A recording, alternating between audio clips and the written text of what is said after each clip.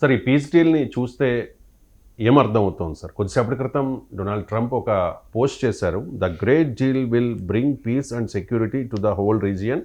Many presidents have tried to make peace with Iran and all have failed before me. The leaders of the region have for the first time found a president who can help them achieve real peace. With the opening of the strait upon the signing of the deal on Friday, for purposes of mine removal, oil will flow on both ends again for the region and the world. So, ఈ యుద్ధంలో గెలిచింది ఎవరు sir? ఇరానా లేకపోతే అమెరికానా? Trump self డబ్బా కూడా పరాకాష్ట ఇది. So ఇంతవరకు ఏ అధ్యక్షుడు ఇరాన్ ఈ ప్రాంతంలో శాంతి తేలే నేనే తెచ్చానంటే శాంతి చెడగొట్టిందే నువ్వు తెచ్చి ఎక్కడిది? ఇప్పుడు 2015లో బరాక్ ఒబామా ప్రెసిడెంట్ గా ఉన్నప్పుడు యునైటెడ్ నేషన్స్ లో పర్మనెంట్ 5 మెంబర్స్, అలాగే మీకు ఈ ఇరాన్ ఇవన్నీ దేశాలు కలిసి ఒప్పందాన్ని కుదుర్చుకున్నాయి. ఆ ఒప్పందం ప్రకారం ఇరాన్ న్యూక్లియర్ ఫెసిలిటీస్ అన్ని ఇంటర్నేషనల్ ఆటమిక్ ఎనర్జీ ఏజెన్సీ పర్యవేక్షణలోకి వచ్చాయి. ఇరాన్ అణుబాంబు తయారీకి అవకాశమే లేకుండా పోయింది. దీన్ని IAEA ధృవీకరించింది. US director national intelligence, US counter terrorism chief American పార్లమెంట్కి ఇచ్చిన నివేదికల్లో అంగీకరించారు. సో అసలు ఎక్కడా గొడవే లేదు కదా. సో 2018లో ట్రంప్ ఫస్ట్ టైం వచ్చి ఈ ఒప్పందం నుంచి విడ్రా అయ్యాడు, శాంక్షన్స్ విధించాడు. తర్వాత సెకండ్ టైం వచ్చాక యుద్ధం చేశాడు. ఇందులో ట్రంప్ సాధించింది ఏంటి? అసలు ట్రంపే పీస్ని చెడగొట్టాడు. ఇప్పుడు పీస్ నేనే కాపాడాను, ఏ ప్రెసిడెంట్ చేయలేదు, ఈ ప్రెసిడెంట్ ఎవరు చాలా గొప్ప పని చేశాడని చెప్తున్నాడు. ఏం చేసావా అంటే స్టేట్ ఆఫ్ హార్మజ్ తెరిపిస్తున్నా, ఫ్రీగా ఆయిల్ ఫ్లో అవుతుంది. అయ్యా ఫిబ్రవరి 28 ముందు ఫ్రీగా ఫ్లో అయింది, స్టేట్ ఆఫ్ హార్మజ్ తెరిచే ఉంచుకుంది కదా. నీవు దాడి చేస్తేనే కదా స్టేట్ ఆఫ్ హార్మజ్ ఇరాన్ మూసేసింది, ఇరాన్ మైన్స్ పెట్టింది. ఇప్పుడు ఆ స్టేట్ ఆఫ్ హార్మజ్ తెరిపించడము, స్టేట్ ఆఫ్ హార్మజ్లో పెట్టినటువంటి మైన్స్ మందు పాత్రలు తొలగించడము, ఫ్రీగా ఆ షిప్స్ ప్రయాణం అటు నుంచి ఇటు వెళ్ళడము తన గొప్ప విజయంగా ట్రంప్ చెప్పుకుంటున్నాడు. సో అది దానికన్నా హాస్యాస్పదం ఇంకోటి ఉంటుందా? అవన్నీ కూడా ఫిబ్రవరి 28 వారం కన్నా ముందు ఓపెన్ ఉన్నది, ఎవరు అభ్యంతరమే చెప్పింది లేదు. నీ యుద్ధం వల్ల వచ్చిన సమస్యను యుద్ధం ఆగితే అది ఆగుతుంది, అలా నువ్వు చేసేది ఏమున్నది? యుద్ధం ఆగితే ఆటోమేటిక్గా ఆగుతుంది. అందువల్ల తానే వార్ సృష్టించి, తానే పీస్ని చెడగొట్టి, తానే మళ్ళీ వారిని ఆపి మళ్ళీ నేనే పీస్ శాంతి దూతా అంటే ఇంతకన్నా అరాచకత్వం ఇంకేమైనా ఉందా? సో అందువల్ల ఇదొక పరాకాష్ట. ఇక ఎవరు గెలిచినట్లు అంటే ఏ వార్లో కూడా ఎవరు విన్నర్స్ ఉన్నారు. ఈ వార్లో ఇప్పుడు ఇద్దరు లూజ్ అయ్యారు, అనుమానం లేదు. కానీ అల్టిమేట్గా అమెరికా ఏం కోరుకున్నది? ఇరాన్ ఈ యుద్ధం అమెరికా మొదలుపెట్టింది, ఇరాన్ మొదలుపెట్టలే. మనకు అర్థం కావాల్సింది అంటే ఇరాన్ ఎక్కడా అమెరికా పైన దాడి చేయలే. అమెరికా ఇజ్రాయిల్ మొదలు పెట్టాకనే ఇరాన్ రియాక్ట్ అవుతూ వచ్చాయి. ఇరాన్ ముందుగా ఏకపక్షంగా అమెరికా పైన దాడి చేయలేదు. ఇది మనకు అర్థం కావచ్చు, బ్యాక్ వెళ్ళి చూస్తే అర్థమవుతుంది. సో అమెరికా ఎందుకు యుద్ధం చేసింది? యుద్ధ లక్ష్యాలు ఏంటి? మొదట్లో ఏమన్నారు? రెజీమ్ చేంజ్ మా లక్ష్యము అన్నారు. తర్వాత ఏమన్నాడు? అసలు అది మా లక్ష్యమే కాదు అన్నాడు. తర్వాత ఏమన్నాడు? ఆ లక్ష్యం ఆల్రెడీ సాధించామన్నాడు.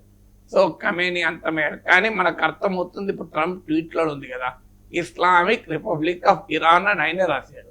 సో ఎక్కడ రెజీమ్ చేంజ్ అయింది? అదే ఇస్లామిక్ రెజీమ్ ఉంది. వ్యక్తులు మారారు తప్ప వ్యవస్థ మారలేదు కదా. సో అందువల్ల రెజీమ్ చేంజ్ జరగలేదని ట్రంప్ ట్వీట్లోనే అర్థమవుతుంది. విత్ ఇస్లామిక్ రిపబ్లిక్ అన్నాడు.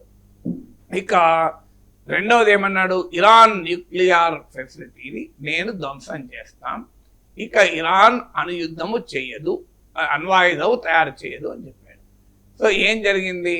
ఎప్పటిదాకా డైరెక్టర్ నేషనల్ ఇంటెలిజెన్స్, అలాగే డైరెక్టర్ కౌంటర్ టెర్రరిజం వీళ్ళందరూ చెప్తూ వచ్చారు, అయ్యా ఇరాన్ అణుబాంబు తయారు చేసే పరిస్థితిలో లేదు, IAEA పర్యవేక్షణలో ఉండగా అని అన్నారు. కానీ IAEA పర్యవేక్షణ ఎత్తివేసింది America. So Iran nuclear facilities ధ్వంసం చేస్తామంటూ 2025 జూన్లో అటాక్ చేశారు, మళ్ళీ ఇప్పుడు అటాక్ చేశాడు. కానీ ఇంతవరకు అమెరికన్ పార్లమెంటుకు అమెరికన్ అధికారులే ఇచ్చిన నివేదిక ప్రకారం డిగ్రేడెడ్ బట్ నాట్ డిస్ట్రాయిడ్, అంటే దెబ్బతిన్నాయి తప్ప నాశనం కాలేదు అని. ఎందుకంటే ఇరాన్ తన న్యూక్లియర్ ఇన్ఫ్రాస్ట్రక్చర్ను మొత్తం అండర్ గ్రౌండ్లో అప్ టు 600 feet లోపల మీకు బంకర్లలో దాచిపెట్టింది. అందువల్ల ఇంతవరకు అవకాశమే లేదు. ఇప్పుడు ఈ ఎంఓయు కుదిరాక 60 రోజుల్లో న్యూక్లియర్ ఇష్యూ పైన టాక్స్ నడుస్తాయి. అప్పటిదాకా మనం చెప్పలేం ఇరాన్ ఏం ఒప్పుకుంటుందని. ట్రంప్ చెప్పేదేమో లేదు 60 రోజుల్లో ఇరాన్ ఒప్పుకుంటుంది, న్యూక్లియర్ ఫెసిలిటీస్ వదిలేసుకుంటుంది, మేము తెచ్చేసుకుంటాం వాటన్నిటిని యురేనియం నిల్వల్ని, కాదంటే మళ్ళీ యుద్ధం చేస్తాం అంటున్నాడు. బట్ ట్రంప్ ట్రెండ్ చూస్తే నన్ను అలాగే నానుస్తాడు తప్ప ఏమీ చేయడు. చూడాలి, అది ఒక్కటి మాత్రం. కానీ ఇప్పటికైతే ఇరాన్ న్యూక్లియర్ ఇష్యూ పైన ఇరాన్ తన వైఖరి ఏమీ మార్చుకోలేదు. అమెరికానే తోకమ్మడిచి ఎంఓయు కుదుర్చుకుంది. గౌరవప్రదంగా ఏం చేసిందంటే దాన్ని క్లోజ్ చేయకుండా నెక్స్ట్ 60 డేస్లో నెగోషియేట్ చేస్తామని రాసుకొని ట్రంప్కి ఒక ఫేస్ సేవింగ్ అయింది. అందువల్ల రెజీమ్ చేంజ్లో అమెరికా సక్సెస్ కాలే, ఇరాన్ న్యూక్లియర్ అంశంలో సక్సెస్ కాలే. ఇక మూడవది ఇరాన్ మిసైల్ కెపబిలిటీ. ఆ ఇరాన్ మిసైల్ కెపబిలిటీ నుంచి అసలు ఒప్పందం గురించి ప్రస్తావన కూడా లేదు. సో అది చర్చలోనే లేదు, ఇరాన్ మిసైల్ కెపబిలిటీ ఆపాలని. నాలుగవ డిమాండ్ ఏంటి అమెరికాది? ఇరాన్ తన ప్రాక్సీస్ యాక్సిస్ ఆఫ్ రెసిస్టెన్స్కి ఇచ్చేటువంటి మద్దతును ఉపసంహరించుకోవాలి అని. సో ఆ మద్దతును ఆపేయాలని. యాక్సిస్ ఆఫ్ రెసిస్టెన్స్లో గాజాలో హమస్, లెబనాన్లో హిజ్బుల్లా, యమన్లో హూతీస్ అండ్ ఇరాక్లో షియా మిలిషియా. అది ఆ యాక్సిస్ ఆఫ్ రెసిస్టెన్స్ పైన ఎక్కడా ఇందులో మెన్షనే లేదు. అంటే ఇరాన్ తన ప్రాక్సీస్కి మద్దతు ఇవ్వకూడదు అనే అంశమే లేదు. మరి ఇక ట్రంప్ ఏం సాధించినట్లు? ట్రంప్ ట్వీట్లో ఎక్కడనుందా రెజీమ్ చేంజ్ ప్రస్తావన లేదు, ఇరాన్ న్యూక్లియర్ ఇష్యూ ప్రస్తావన లేదు, ఇరాన్ మిసైల్ కెపబిలిటీ ప్రస్తావన లేదు, యాక్సిస్ ఆఫ్ రెసిస్టెన్స్ మిత్రపక్షాలకు ఇరాన్ ఇచ్చే మద్దతు గురించి ప్రస్తావనే లేదు. మరి ట్రంప్ ఏం సాధించాలని చెప్పుకుంటున్నాడు? శ్రేణ వర్మ తెరిపించాలని చెప్పుకుంటున్నాడు. అయ్యా తెరిచే ఉంది, యుద్ధానికి ముందు యుద్ధం చేస్తే మూసేశారు, ఇప్పుడు యుద్ధం ఆగితే తెరిచేశారు. కానీ దాన్ని తెరిపించాను, నేను అద్భుతం సాధించానని చెప్పుకుంటున్నాను. కానీ అసలు యుద్ధానికి ఎంచుకున్న ఏ లక్ష్యము నెరవేరలేదు. ఇక మిగిలింది ఏంటి? మరి ఇరాన్ వైపు నుంచి ఏం సాధించింది అంటే ఇరాన్ శాంక్షన్స్ ఎత్తివేయాలని దానికి అంగీకరించింది అమెరికా. అలాగే ఇరాన్ నిధులు అమెరికా స్తంభించి పెట్టింది, వాటిని విడుదల చేయాలని దానికి అమెరికా అంగీకరించింది.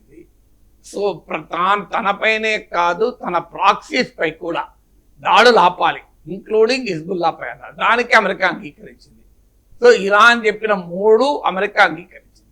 4వది తన మిసైల్ కెపబిలిటీ ముట్టుకోవద్దన్నారు, దానికి అంగీకరించింది. సో ఇరాన్ చెప్పిన అన్నిటికీ అమెరికా అంగీకరించింది. ఒక్కదానిపైన ఇరాన్ ఏంటంటే వెనక్కి తగ్గింది, టోల్ విధించడం.